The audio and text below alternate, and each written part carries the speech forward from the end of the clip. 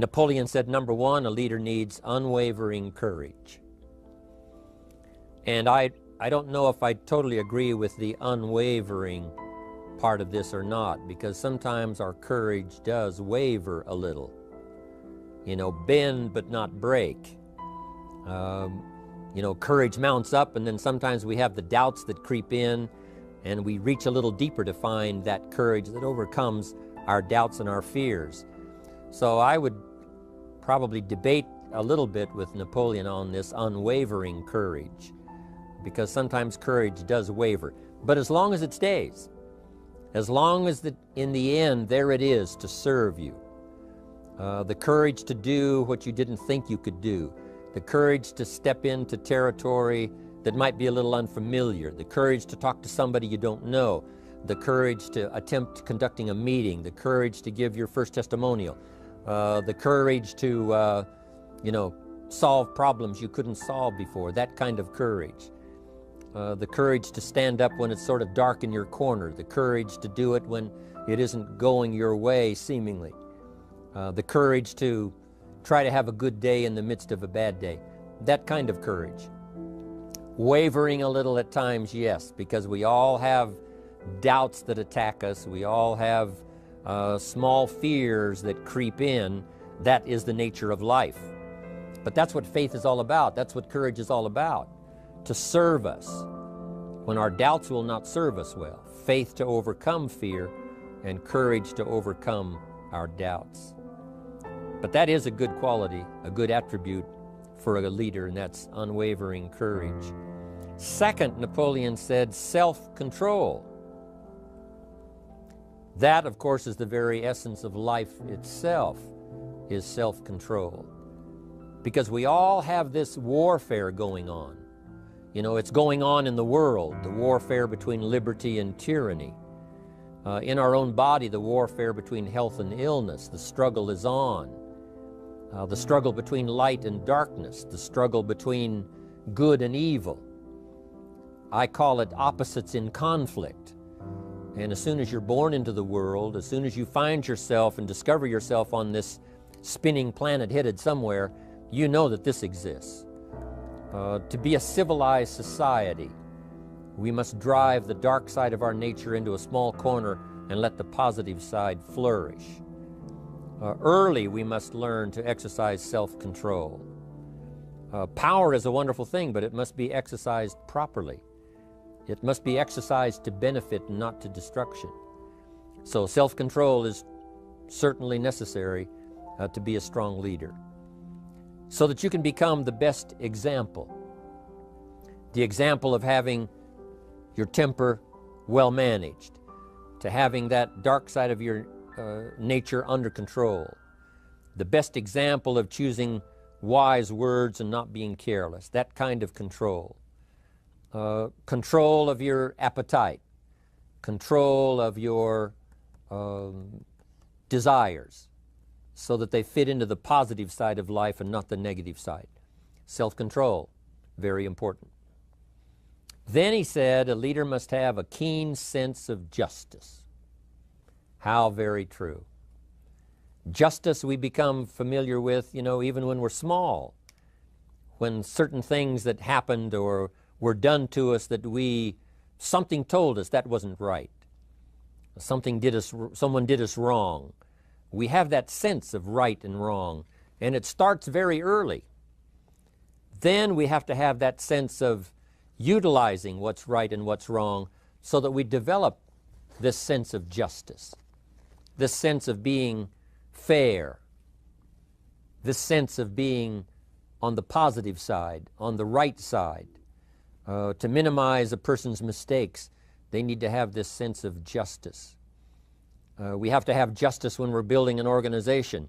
You know, what's fair, what is a good balance. The marketing system that Mark put together has to be fair for everyone. If you have a customer and you take care of that customer, someone else cannot come along and take that customer. The same is true with the distributor. Certain rules and regulations, so that all of us have a chance to fit within this framework of fairness, justice, and what's right. Otherwise, enterprise cannot work. Otherwise, we have what we call, in a political sense, anarchy, where there is no justice, when might is the order of the day, power is the order of the day, not the law, not the rule, not what's right, but power. And we would all dismiss that.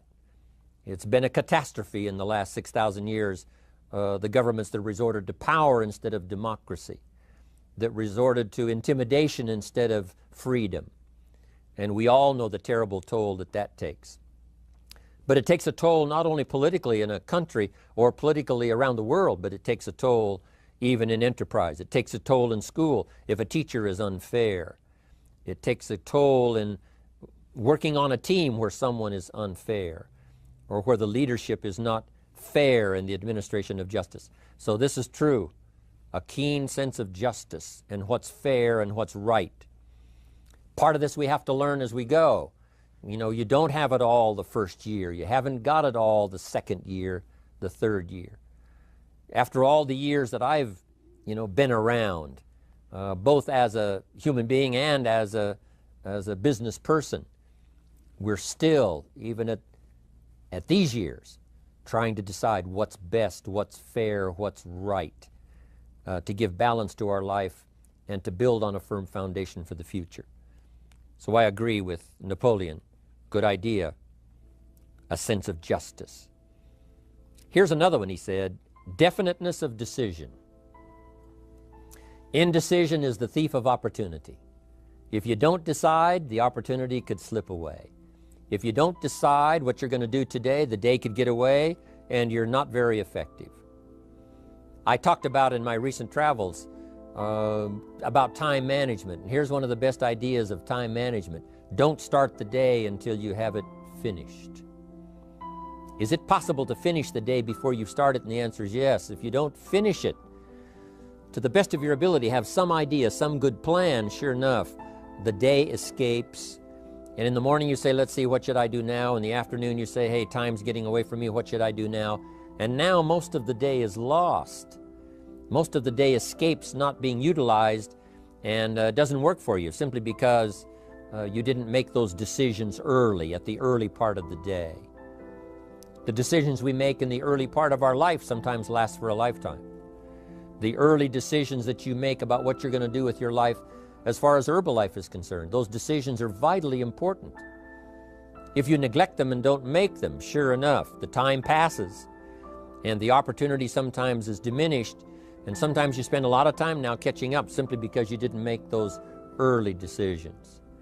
So it's the decisions at the first of the day, it's the decisions at the early part of the month, it's the decisions at the early part of the year that greatly determines what kind of year you're going to have. The decisions you make in the early days of your marriage, sometimes those are the decisions that affect the marriage for a lifetime.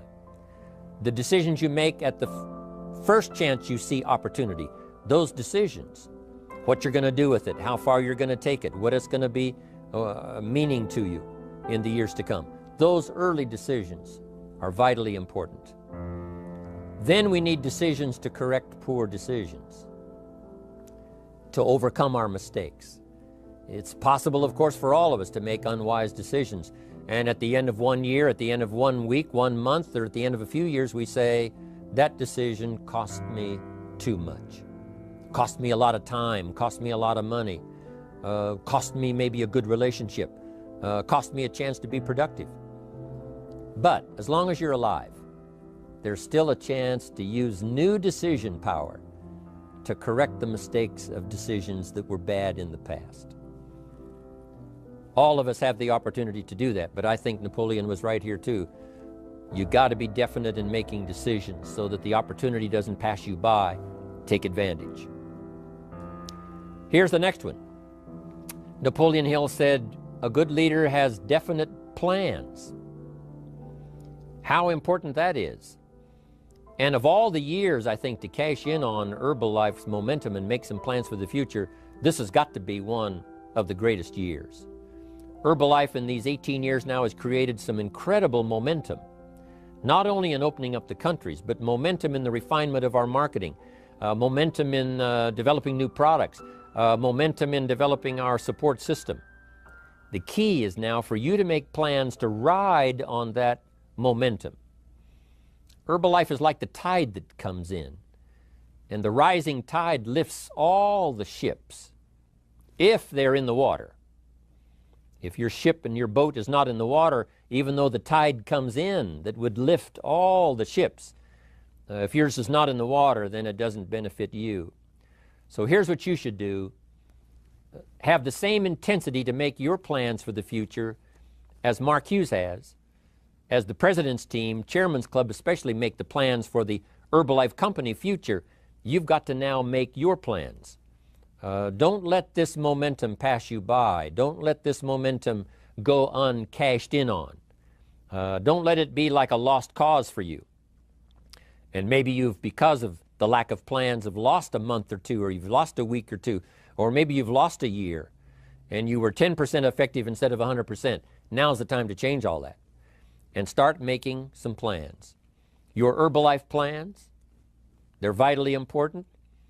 You might as well cash in on the Herbalife plans for world expansion, the Herbalife plans for expansion within your country, the Herbalife plans for the expansion of the business, the incentives. You know, cash in on that, capture that, and say, I've got to have some plans that match Herbalife. Not necessarily match Herbalife in numbers, but that can match Herbalife in momentum, that can match Herbalife in cashing in on the opportunity, your plans for Herbalife expansion. You got to have some plans for your family, all right? You got to take your family along, don't leave them out. One of the challenges all of us have in making our plans is how to balance everything, to make sure that we don't regret at the end of the year, I spent too much time on that. I spent too much money.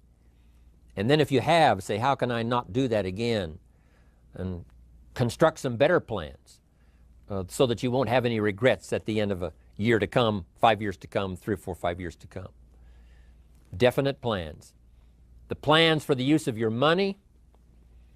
One thing I've admired about Mark Hughes since I've met him all those years ago, once he started becoming successful, he had a splendid plan, not only for his personal success in terms of financial security, but in terms of the company. Because Mark has to look after the company and make sure that the company is secure, that the company has plenty of reserves, so that no matter what happens around the world, and when you're doing business in 37 countries, you can imagine what the challenge is to make sure the plans for each country are there, the backup plans, the financial plans, as well as products and opportunity and marketing.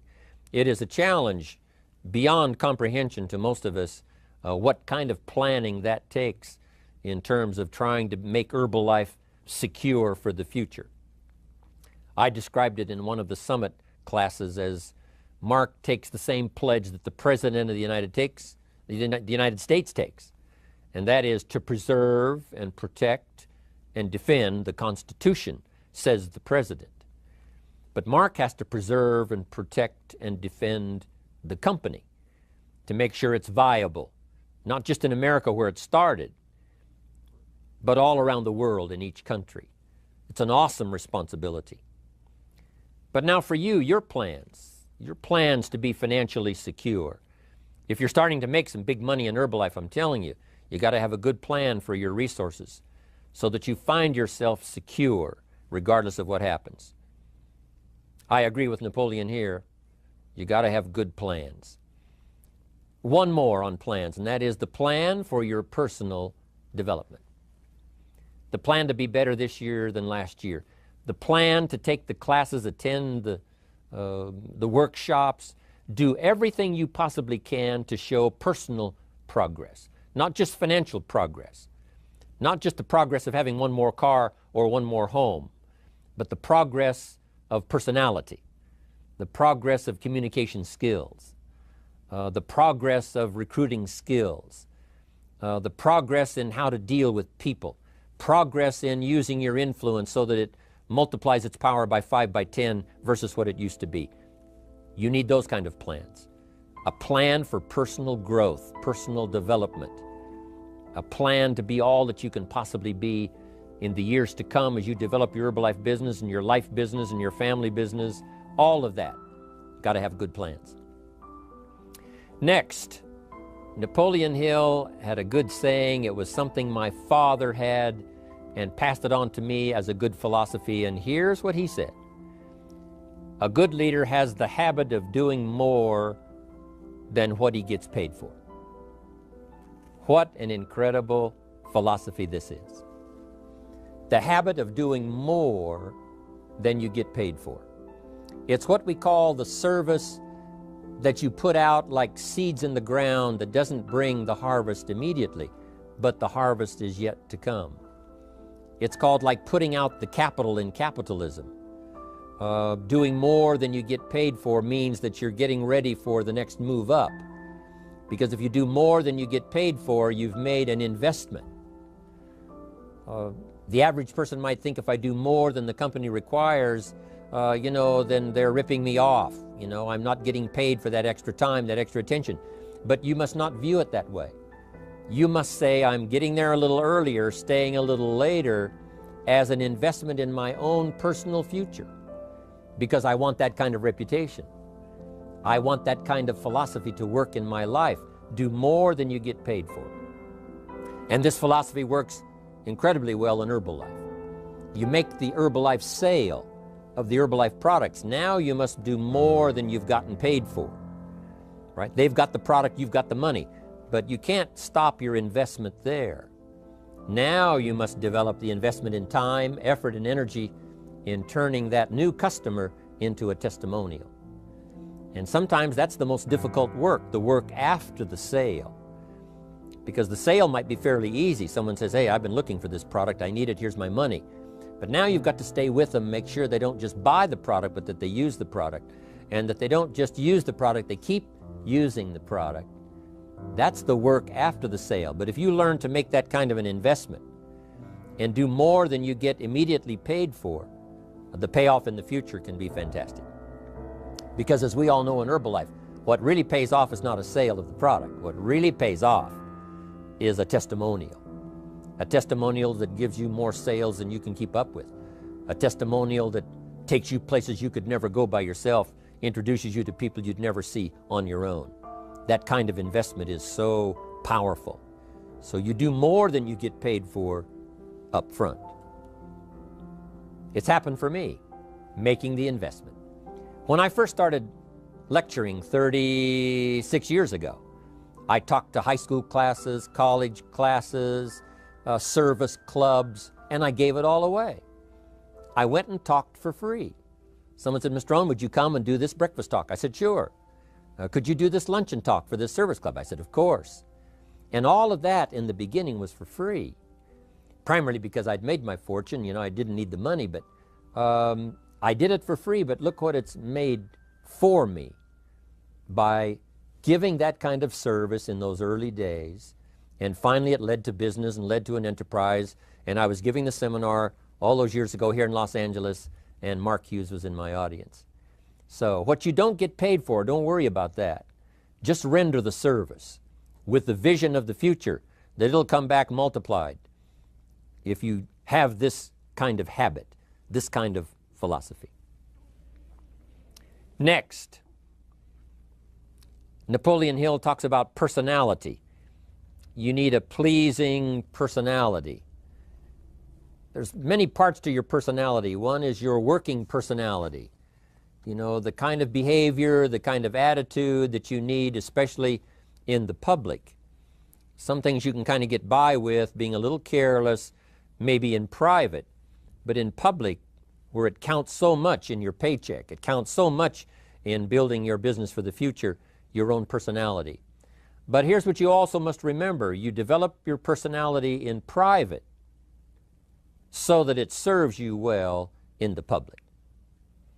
Sometimes we get the mistaken idea, I can be careless with just these few and be more careful when I have 1,000. But see, that doesn't work that way. Careless with a few, sure enough, that will creep into your presentation for 1,000 people. Here's the best practice, and the Herbalife opportunity in our marketing systems gives you the best chance to do that. The influence you have one-on-one, that's what really counts. You say, well, I'm only talking to 2 people, it doesn't matter much. That's when it really matters. Because if you'll practice well there, using your personality, using your influence, to get someone's attention, to get them to listen, to get them to participate, the kind of personality that someone says, I'd like to be around this person. They're unusual. They're not like the average person I meet on my everyday experience.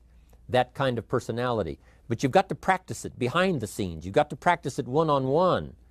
And if you're effective one-on-one, 1-on-3, 1-on-5, I promise you, that will get you ready to now perform with the kind of personality, the kind of charisma that wins people when you're in front of 500 people, 1,000 people, 5,000. So this is a good point, working on your personality. Here's the best gift you can give someone,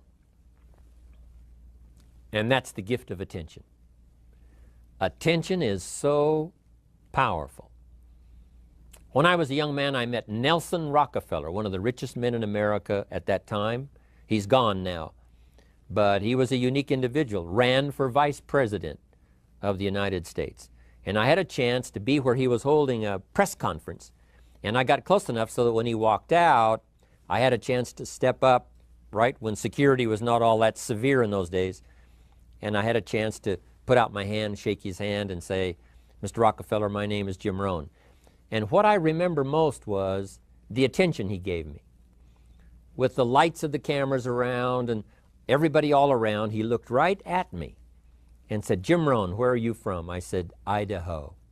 He said, I really like Idaho. It's one of my favorite states in all of the country. And for just a few seconds, he gave me his attention, shook my hand. I'll never forget the handshake, right? One of those multi-million-dollar handshakes. But I'll never forget that personal attention he gave me, just for a few seconds. It was powerful. Made an impression on me that's lasted until this day. That's why I remember to tell the story. So, same thing you can learn to do. Utilize your personality, utilize your influence, give people the gift of attention. Here's the rest of my list now as we finish up. Next, Napoleon Hill said a leader needs sympathy and understanding. We have to develop that early in our lives. All of our lives, we have to look at those that are less fortunate than we are, those who need a helping hand, and especially now we learn to look at those who need an opportunity, those who need a change in their health, those who need a change in their life and in their lifestyle. It's this kind of sympathy and understanding that drove Mark Hughes to construct the company. It took that kind of understanding, that kind of sympathy, that kind of deep emotional feeling. Then Mark understood what it meant to be poor. He understood what it meant not to have. He understood what it meant to be short on finances, on resources. He understood what it meant to lack, a full formal education. He knew all of those lacks. And instead of crying about it, he said, what I will do is change it for myself, and then I'll help other people that have the same challenge. Lack of education, lack of the money, lack of the resources, lack of good health, faced with all kinds of difficulties they can't solve. I'll get mine solved, and then I'll be strong enough and have the skills to where I can help other people. That kind of leadership quality is so powerful. That kind of understanding. Here's the next one.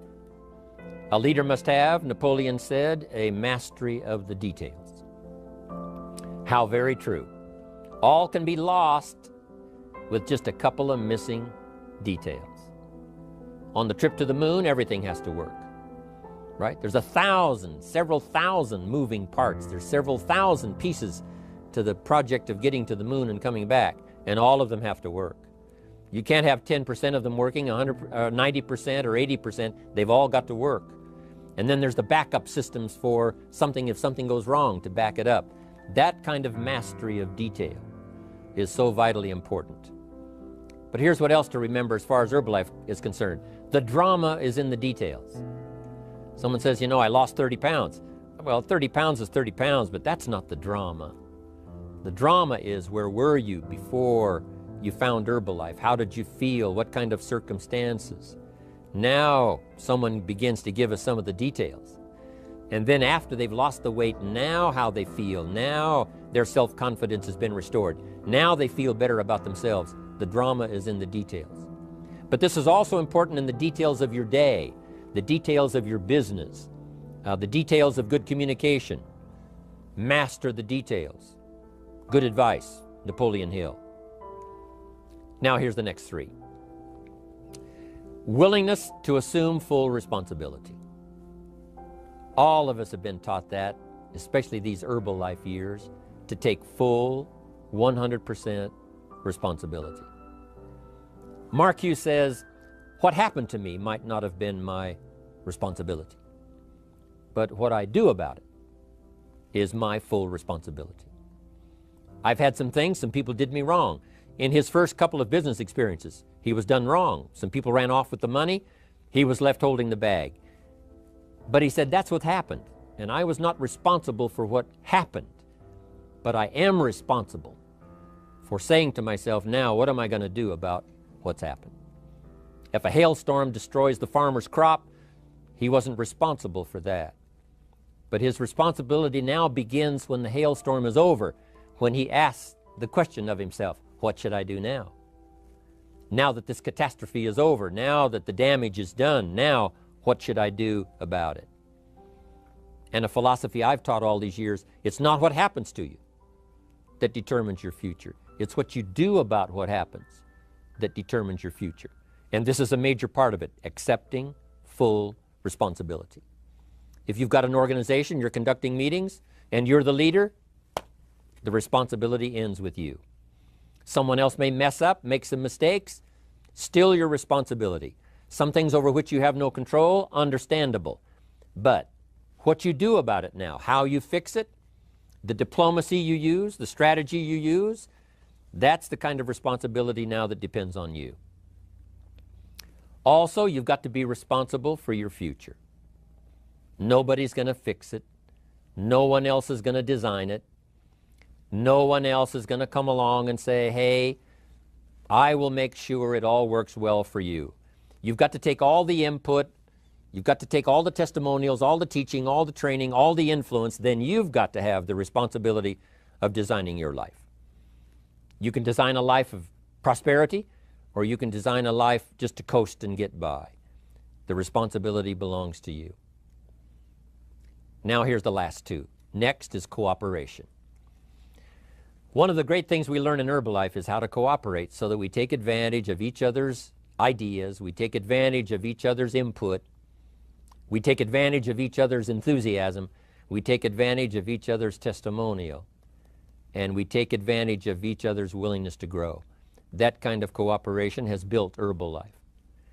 In those early days, Mark got the group together.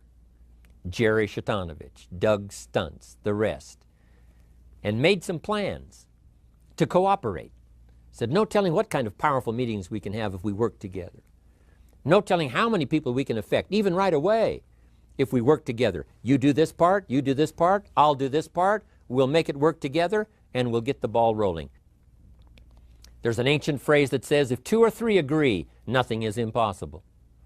If they agree on the same project, if they agree on the same vision, if they agree on how to get there, I'm telling you, nothing is impossible. Nothing can stand in their way. Just two or three.